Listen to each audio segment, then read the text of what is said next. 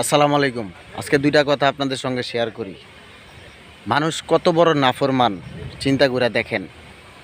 মানুষ গবেষণা করে, বিজ্ঞানীরা এইটা হইছে, ওইটা হইছে, এইটা হবে, ওইটা হবে। পৃথিবীর শ্রেষ্ঠ বিজ্ঞানী আইনস্টাইন, এদের নিয়ে মানুষের কত জল্পনা কল্পনা, চিন্তা ভাবনা, গবেষণার শেষ নাই। সত্যি কথা বলতে, আপনারা কি একবারও চিন্তা করে দেখছেন যে এই মহাবিশ্ব কিভাবে সৃষ্টি হইল, কে সৃষ্টি করলো, আর এই বিজ্ঞানীদের মাথা কে সৃষ্টি করলো? তাদের মাথায় এত জ্ঞান বুদ্ধি কোথা থেকে আসলো? একবারও কি আপনারা চিন্তা করে দেখছেন যে এই সুন্দর পৃথিবীটা, এত সুন্দর একটা জগৎ, মানুষের জন্য নিরাপদ বাসযোগ্য একটা পৃথিবী কে সৃষ্টি করলো? আপনারা কি একবারও সেই মহান সৃষ্টিকর্তার পবিত্রতা বর্ণনা করেন? একবারও কি চেষ্টা করছেন যে সেই মহান সৃষ্টিকর্তাকে আমরা একটু খুঁজি, দেখি তার সৃষ্টির নিদর্শন কত সুন্দর, সাজানো গোছানো একটা পৃথিবী, সবুজ শ্যামলে ঘেরা, মানুষের জন্য বাসযোগ্য নিরাপদ একটা পৃথিবী।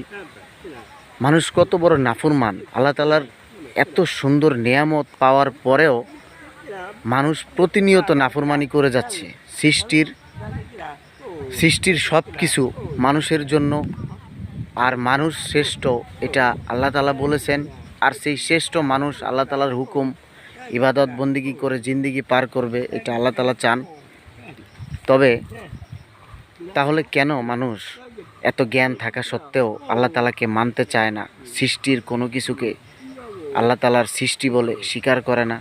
তারাই তো প্রকৃত নাফরমান ব্যক্তি, যারা কিনা সৃষ্টিকর্তার সব কিছু নাজ নেয়ামত ভোগ করার পরেও মালিকের পবিত্রতা বর্ণনা করে না।